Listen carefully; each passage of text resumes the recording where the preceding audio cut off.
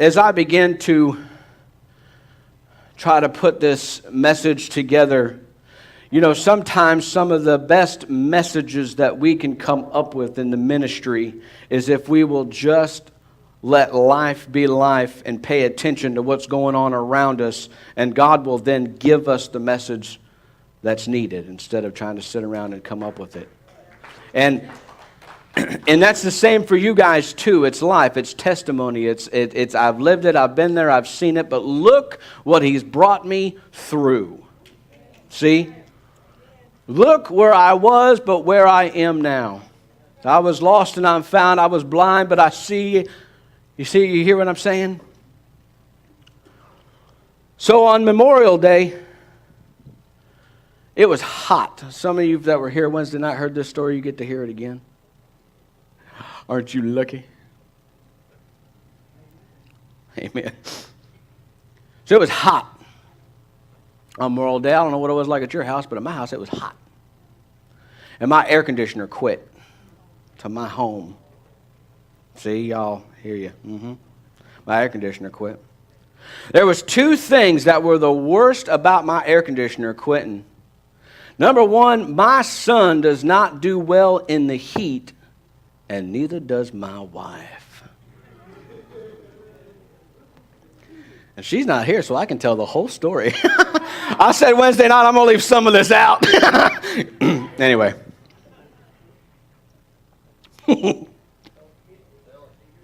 What's that? Oh, no. I'll tell the whole story.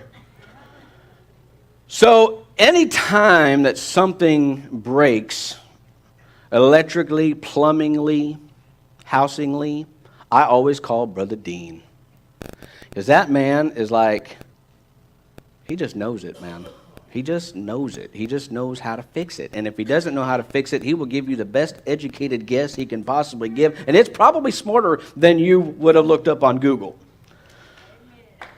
Huh? Come on now. If you know Brother Dean, Sister Dean, I appreciate and love them more than they ever know. God sent people, absolutely, to this church, that's for sure, and into our lives. So he gave me a few ideas. They didn't work. And that's okay. He doesn't have the license that he used, because I think he's licensed in everything. And he didn't have it anyway. He doesn't have the equipment. So anyway, so it didn't work. So that's fine. So I had to keep the air going because it kept my house from getting to 90. But my house was at 85. And I've got these big picture windows in the front, but they don't have screens, type things. They slide in, but they don't have screens. So I went to Menards and I bought the custom screen things. Have you seen those? You can build your own. That's a lot of fun. So I measured all that out, and I'm out there, and it is hot, and I'm dripping, and my wife keeps reminding me how warm the house is, because I haven't been in there to check the thermometer, So she keeps letting me know the house is 85 now, the house is 86 now, I thank you, honey, for the update, And all of a sudden, I start hearing this noise come down the road, like it sounded like a dump truck lost a wheel kind of noise, And I look over, and there is this family going down my lane. That one right there, as a matter of fact. And they are pushing a shed on metal coaster wheels being steered by a jack.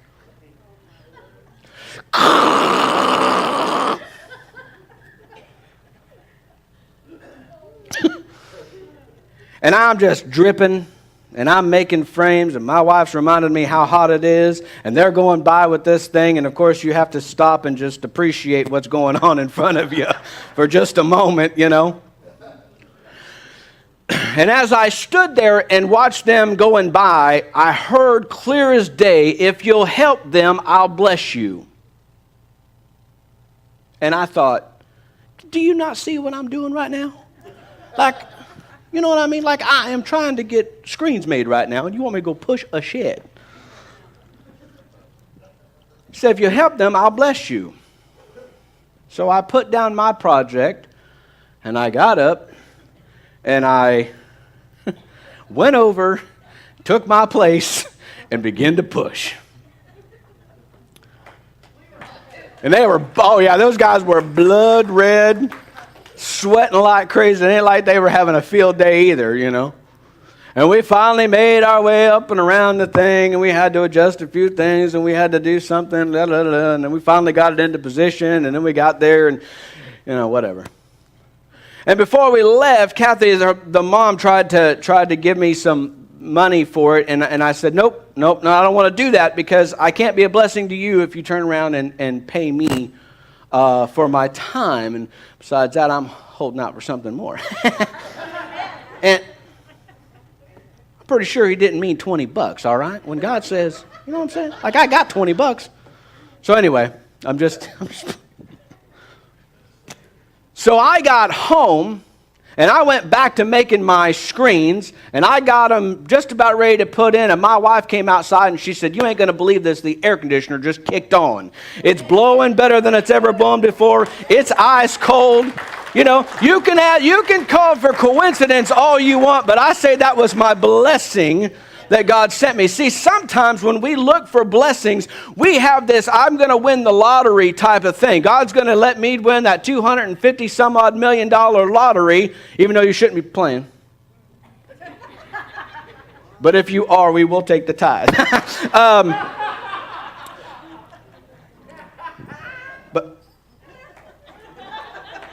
Well, we will. God promised us the mall. We could buy the mall on that tithe. Huh? And we could start changing this city. We could start building things within this mall where we could start doing work programs for releasees, and we could start housing abused women and children. And I want to change this city. I don't want to just be in this thing just because I want to see how full I can get this church. I'm in this thing to see how many souls that we can change and how many lives that we can affect. And in order to do that, we need the room. So we'll take the tithe. I got real hollow real quick, bro. So as I begin to put this together, I seen this story shared, and I struggled with it because, you know, that would mean that I'm kind of borrowing someone else's sermon. But I'm telling you, it just, I don't care. I'm borrowing it, and then I'm going to just sort of make it my own, okay?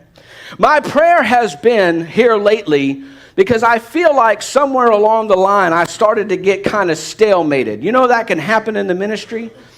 Sometimes in the ministry we get burned out.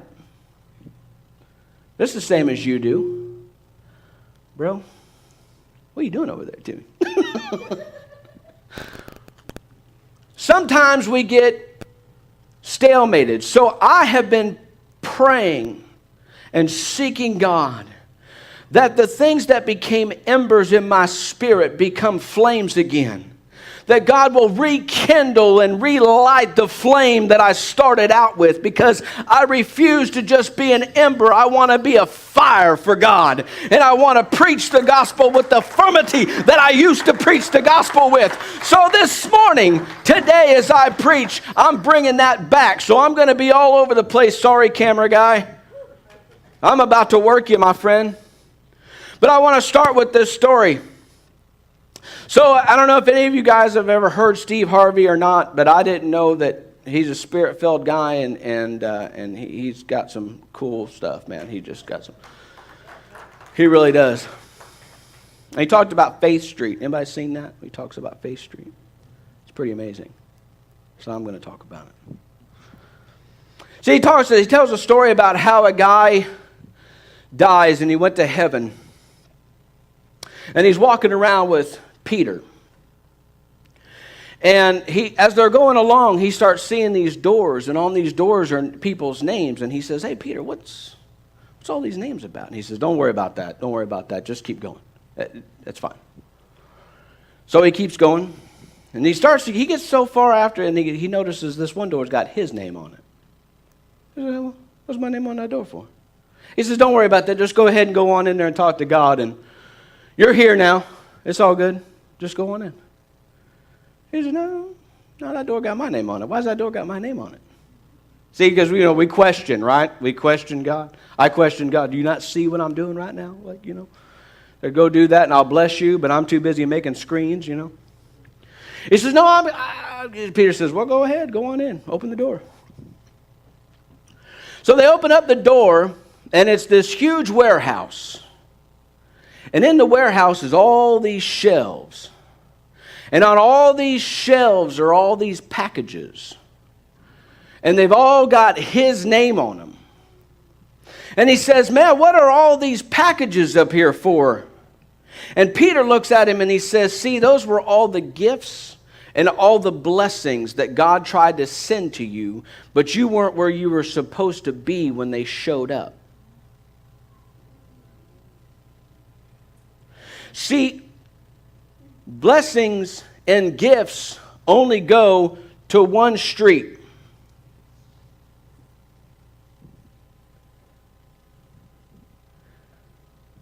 I made some, stand in front of that pulpit for me. I made some ghetto street signs, okay? Ghetto street signs. My handwriting ain't so pretty and I can't stay in the lines, and anyway. But all the gifts and all of the blessings that God sends down only go to one street, and that's Faith Street.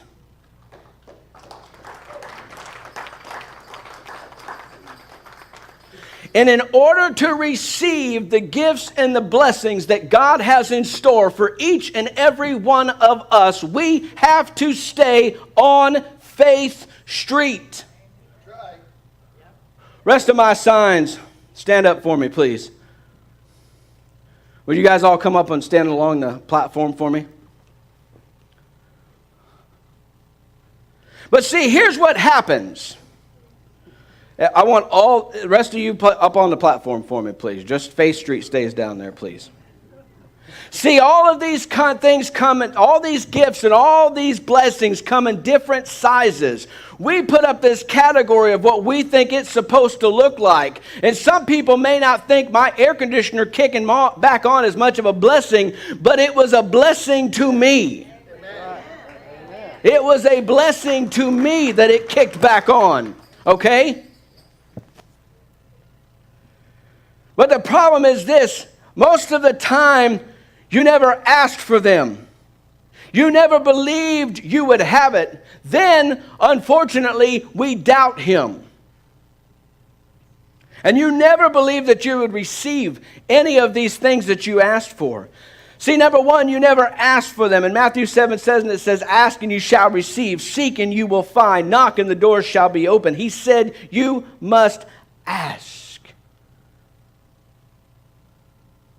But we're too afraid half the time to ask for the things that we need. Right. The things that we actually need. Not our wish list. Not our rub the lamp and hope the genie pops up and grants us the new car. Okay? Not that sometimes we don't need a car. I understand that. Okay? But I'm talking about the ones that are praying for the Ferrari when, you know what I mean? When all you need is a 4-door Chevette to get you back, or 2-door Chevette to get you where you need to go. Okay? Better than walking. I had a Chevette. Like 2 of them. When I was 17, I wasn't happy at all, but I had it. You never believe. That's a hard one right there. See, so many of us will ask for things for God, but then for some reason we don't even believe that we're going to receive what we asked for. See, it comes to that story of the farmer that was living in they were living, trying to plant, and it had been desert, and it hadn't rained, and they needed rain, and everything was dried out, and everything was crispy, and so the people came together to pray that God would open up the sky and begin to rain because they needed it. And this one farmer showed up, and he had mud boots on, in the dusty, dry nothing. And the other people laughed and said, why are you wearing that? There's no mud. And he said, I showed up to pray for rain. I plan on it to rain. And with the rain will come the mud. So if we're going to pray for it, we got to believe that He'll answer our prayer. Is what I'm saying. If you're praying over a sickness, then we believe that God will heal. Amen? If you're praying over your finances, then we got to stay on Faith Street in order to see that through. Right? Come on, preach back at me, guys. This is a Pentecostal church. Come on, talk to me. Move down this way just a little bit for me. Move down that way just a little bit for me. Flip your signs over for me. These are the streets that we end up on. I know that, luckily, Sister Pam left because she hates the word ain't. All right? But we end up on these roads. I Ain't Worthy Way, Doubt It Drive, Pity Party Parkway, Not Meant for Me Lane. Those are the roads that we end up on, and we get off of this road right here. And we're trying to figure out where our blessings are, where our gifts are. You're not going to receive them if you sit around thinking all the time that you're not worthy. That's probably one of the biggest killers of the soul for people, period. Is this, I'm not worthy. And it gets preached from the pulpit, and it aggravates me that it gets preached from the pulpit. I agree that in my sin and in my lost time and in where I was before Christ, that I was not worthy of the grace and the mercy and the forgiveness. But when I became a child of God, when I became a child of God, when I became saved, when I became filled with the Holy Ghost, I became worthy. I became worthy. You became worthy. You became worthy of the healing and the financial securities and the things of God that are going to be placed into your life to make your change. You became worthy then. What happens is we listen to these old voices. I know. They were spoke to me too. I get it. You're never going to make it. You're not worthy. You're stupid. You're less than most people. You're not educated enough. You've been damaged goods. You're never going to be able to reach anybody because of where you come from. And that's the biggest lie that the devil will ever whisper into your ear. I'm telling you, we got to start breaking chains this morning, right now. I don't want anybody leaving here the same way that they came in. You can. You can. You can leave here bound the same way you walked in the door. Or you can get off of these roads right here and get on this road right there. This is where the blessings come. This is where the gifts come. Oh, Pity Party Parkway. Been there, done that. Haven't we all? Nobody can sit here and tell me that we haven't thrown a little pity party for ourselves. Some of them, I understand, deserve because you've been handed a bad deal. I get it. I had a bad childhood. I've recently lost 2 family members back to back. Okay? I sat around I parked on there for a little while and cried in my milk or whatever. Okay?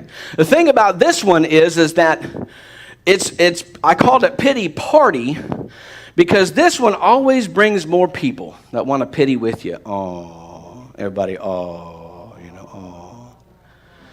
I didn't get the promotion. Oh. Huh? Oh. See, he's huffing and he ain't even on the right road. He's just going with it. I'm with you. I know. Sound effects. Backing me up. Pity party always brings people that want to pity party with you. See, it's also about who you put into your life. It's also about the people you surround yourself with. Instead of sitting there going, oh, you didn't get that. And we're going to stay over here on pity party lane and cry over the fact he didn't get the promotion or the car broke down or life happens. See, life happens sometimes and it just is what it is sometimes. See, what happens is what I should have done is grabbed his hand, took him to Prairie Avenue, which would have led us back to Faith Street. And then when his gift come down for the better job or the pay raise or the different thing that he needed to be, he would have been in the position that he needed to be in order to get that gift. Come on. But instead, I went to Pity Party Parkway with him, and we just parked there and cried over it. And he just missed his time. He missed his opportunity. Not meant for me.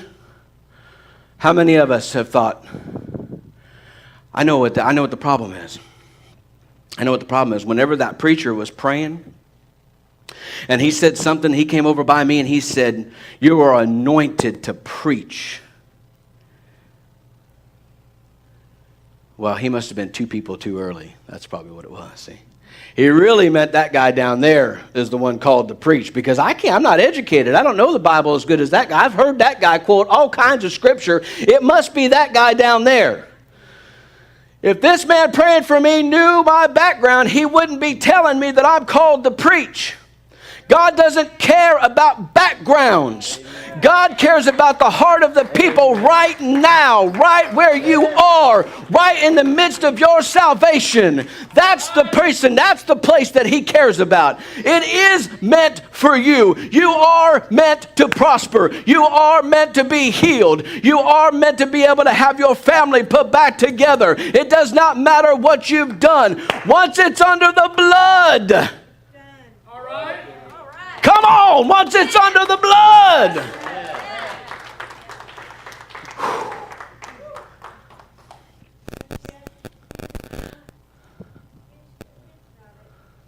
Exactly. Seems pretty simple. Doubt it? That one almost ties right back into not meant for me. We just doubt God, like we sing about it and we read about it in the Bible, and when the preacher says God can do all things, man, we amen, preacher. But then for some reason, when it comes to us, when it comes to our prayer, when it comes to our healing, when it comes to our manifestation of the things that we're looking for from God, we start saying doubt it. I don't think God can do it. I don't think God's going to do that for me. I don't think I'm worthy enough for God to do that for me. And so we end up going down these two roads, and where do we end up? Right back to Petty Party Lane. Yep. Yep. Oh. Now, our warehouse gift.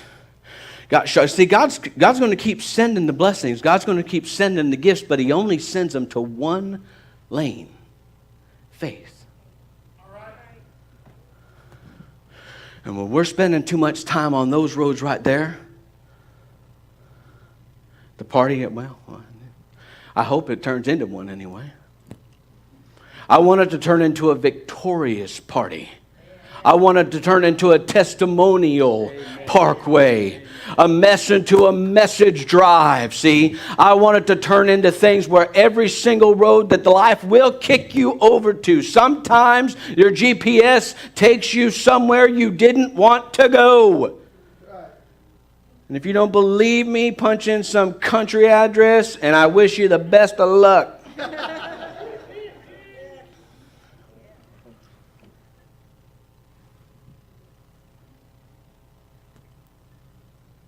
There's one lane that will always bring you back to here, and that's prayer, your prayer expressway.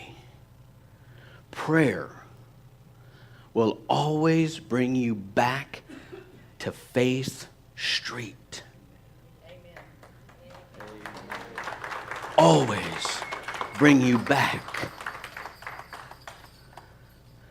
All these guys, you sit down for me, please. Thank you so much. Thank you for my road sign people. Appreciate your help. Thank you so much.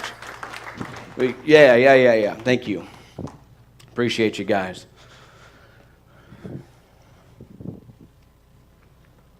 Is this making sense?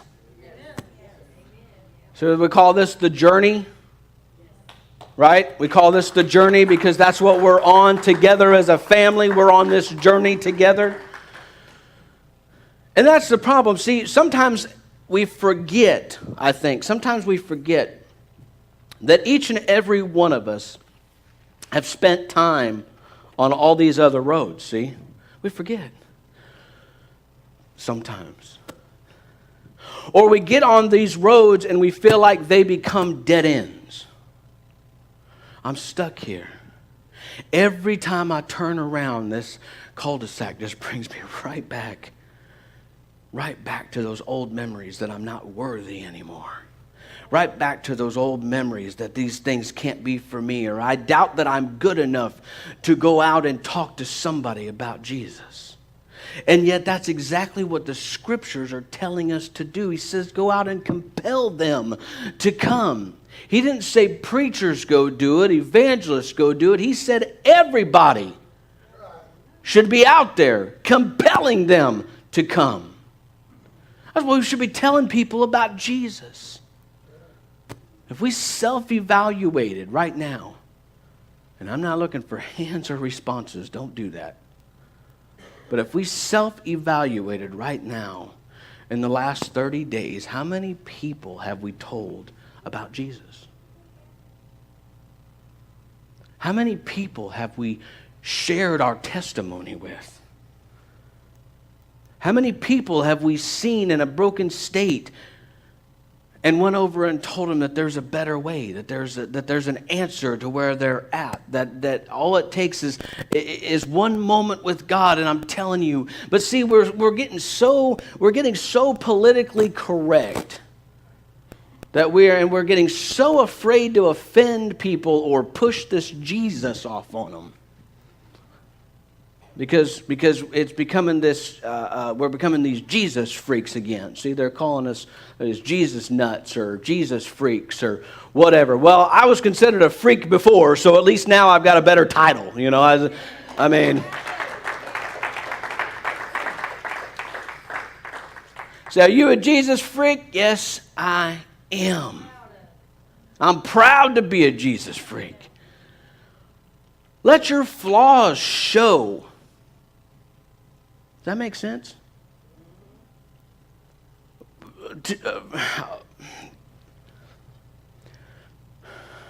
People start viewing the church as like it's just these people of perfection that go. Anybody feel perfect in this place right now? Huh? Anybody here flawless in their service to God? No.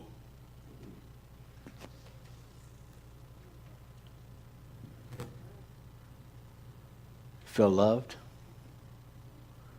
That's what people should feel the minute they come into this church. The love for, you know, I some of you do know this, some of you do not. I actually attended this church for about, 3 or 4 months, something in that line, somewhere around in there, and I didn't even know what faith I belonged to. I had no idea. I didn't even know what this was. We were going to put on a concert. My sister and my best friend were there helping me set up the lights for the concert. My sister went into pastor's office because she's nosy and was looking. Well, she is. She is. My family, there's always been this running joke that there's 3 ways to communicate to everybody: telephone, television, and tell Tammy. Everybody will find out. Anyway, won't you tell her I said that? She probably already heard you. She has heard me say that. But she come out from the back, you know, and her eyes were like this big around, I'm telling you, and she said, "Are you apostolic?" Like whispering. There's only 3 of us in the room, you know. And I said, "I don't know. Am I?" She said, "Well, that's what that plaque in there says." I said, "Well, then I guess I am." Because here's what happened. Pastor met me with love first. Amen. He didn't throw denomination at me. He didn't throw, "Thus saith, this is where we're at," because he knew that I was not in a place where I would have been able to receive that. If he'd have hit me with that first, I'd have walked out the door. I spent 17 years of my life as an atheist. I wasn't interested in going to church. I didn't want to hear nothing about church. The only reason I was even standing in that church was because I wanted to start a food pantry and a soup kitchen. And that was the building that people told me was available, so I went to look at it. I did not want to be in that building. It's just a building. When you were raised in church, you know that's not just a building. That is a place where lives are changed, Hearts are mended. People get turned around from the life that they were living. And I didn't want to be turned around, because if I got turned around, then I wasn't justified in the life that I was living at that time. See? In order to come to salvation, we have to do a check of us. If you've never done a checklist, that's a problem for you. Because you can't get it in check if you haven't went through what needs to be changed and what needs to be cleaned up. And so if we don't know what those things are, then that's when we start allowing everything is okay. Everything is okay. And that's a lie. The Bible has guidelines. Jesus put rules to follow that we're supposed to follow, and they are non-compromised laws. Okay? But Christianity is not about the don't do's, can't do's.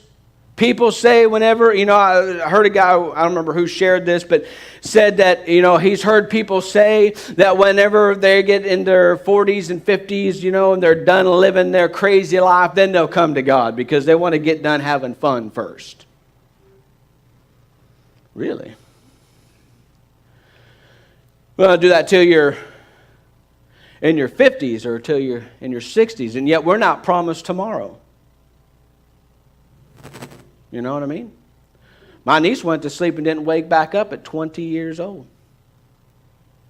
My brother just passed away at 45. You don't get to set the time. You need to get in while the grace is still on you. See? Because this is an all or nothing relationship. Do you know? This is an all or nothing. He says it clearly in His Word. If you are lukewarm, I will spew you out. There's no fence. The fence is a lie. There's no fence. If you meet God on the fence, heaven will not be your home. I know we don't want to talk about hell anymore either, right? I know. Get back on the funny stuff. I know.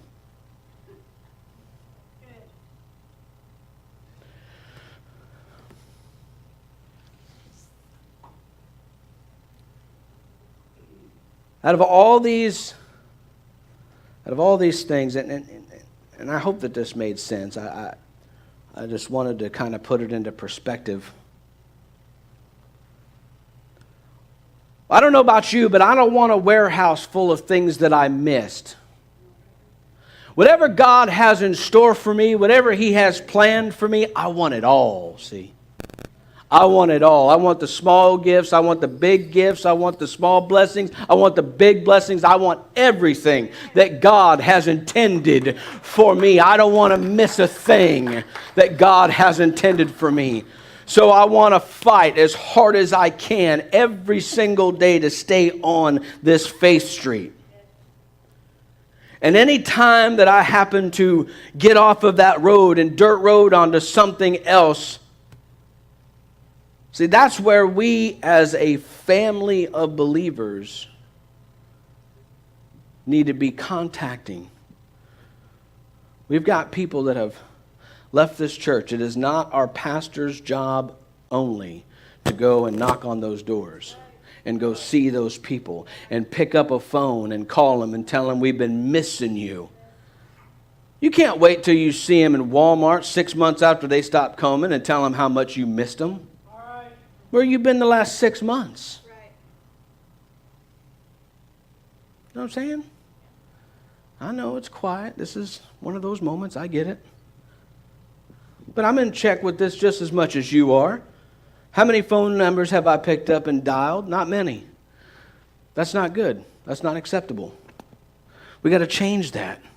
We are a family, correct? I love every single person in this place. I want you to know that. I truly do. I pray for people in this church all the time. We should be praying for our pastor always. because he takes on the burdens and the requests and all the things of the people that in this church. He's one, and we're how many, and he takes those on, and he doesn't complain because that's his call. But in order to keep him charged and energized and moving and complete, we've got to be praying for that man all the time. Praying for that man all the time. God, keep him safe. God, keep his heart. God, energize him. God, anoint him. They're traveling back, I think right now or tomorrow, one of the two. God, keep them safe as they travel back to us. I can't wait to have him back in the pulpit. They're two of the kindest people I've ever met.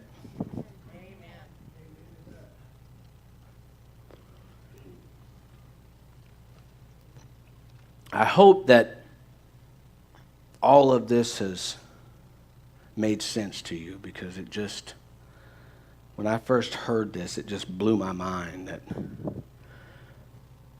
I can be my worst enemy to my blessings and to my gifts from God. I can be my own worst enemy because I get all stuck on one of these and forget that I was supposed to stay right here on Faith Street.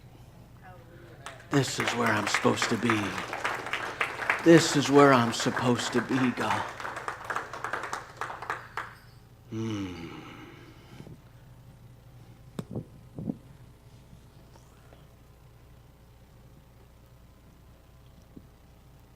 So this is what I want to do.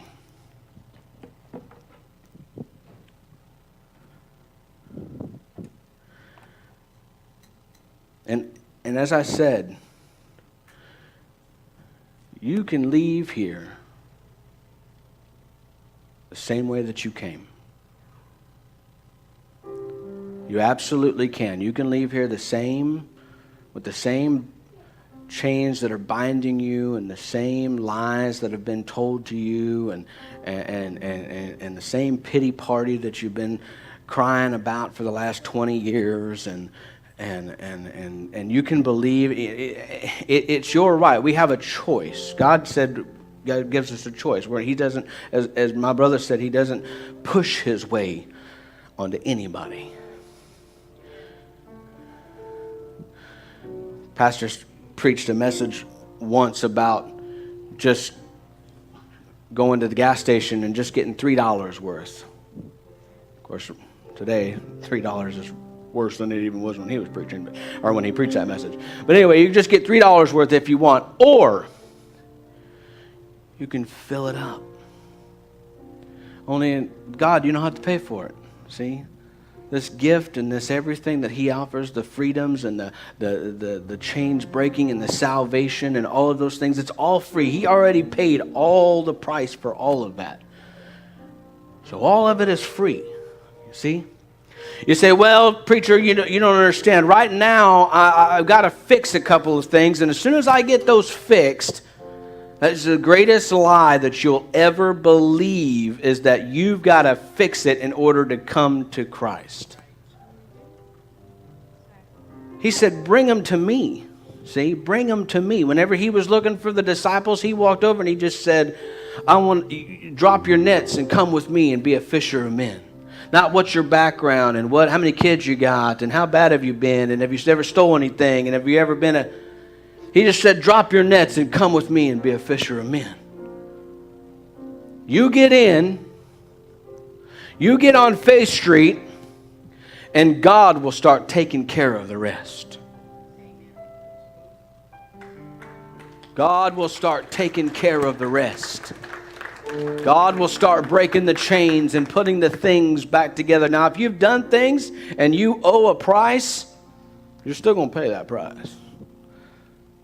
God's not paying your jail bill, okay? If you're going to do, you're going to do. Okay? Sorry. But what I have found in the last 7 years is that I don't look over my shoulder anymore. I don't worry about who's knocking at my door anymore because I'm worried that they're holding a badge and they're not just wanting to talk. See, I'm not worried about the phone calls because I've got to go hook up with somebody at 2 o'clock in the morning because I've got to make a deal. It took time, though. Don't get off of Faith Street. It took time for all these things to get lined back out to where I can live the life now that I have. I had to be patient. It didn't just go away, guys, okay? So don't get discouraged.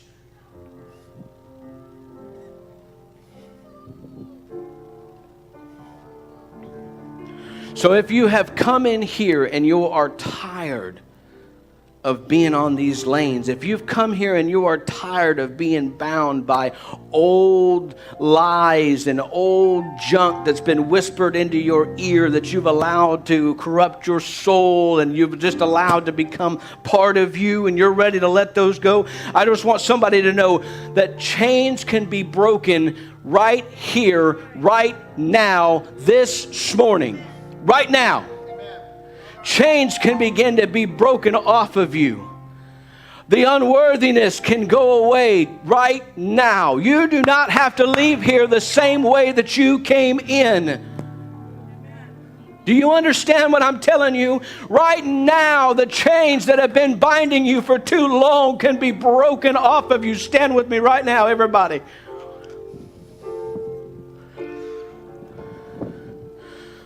I've been crying out, Holy Spirit, just take over this place. Oh, God. Just take over this place. These altars are open right now for whoever is ready to leave the chains here. For whoever is ready to get off of these old roads and get back onto Faith Street where you belong. You don't have to worry, oh, I can't go up there if he's talking about Faith Street. People will know. No, that's not what this is for. It isn't time to worry about what your neighbor's thinking, what somebody else may. I don't care about none of that. The only person that matters right now is God and you.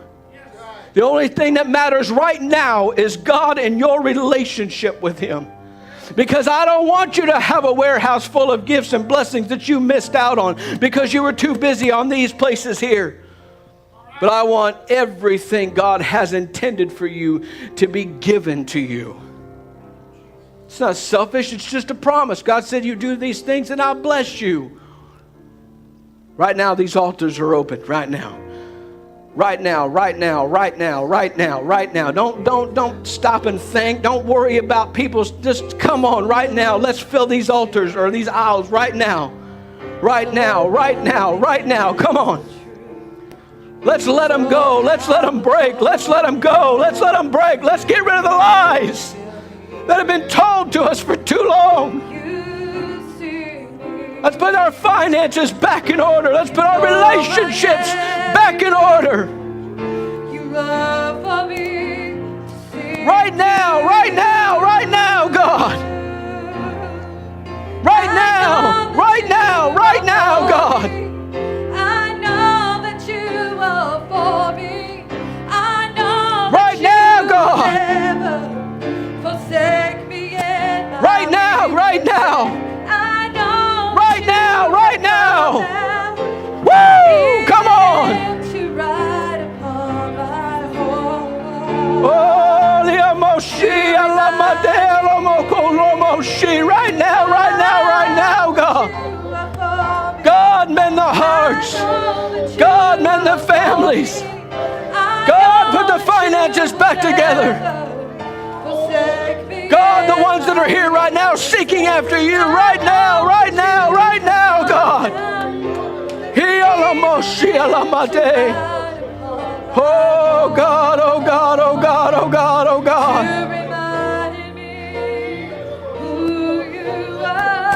Oh God, right now, right now, right now, God, I ask right now that you touch into these lives. God, I ask right now that this so loving and so true. You're so powerful in all you do. You feel me.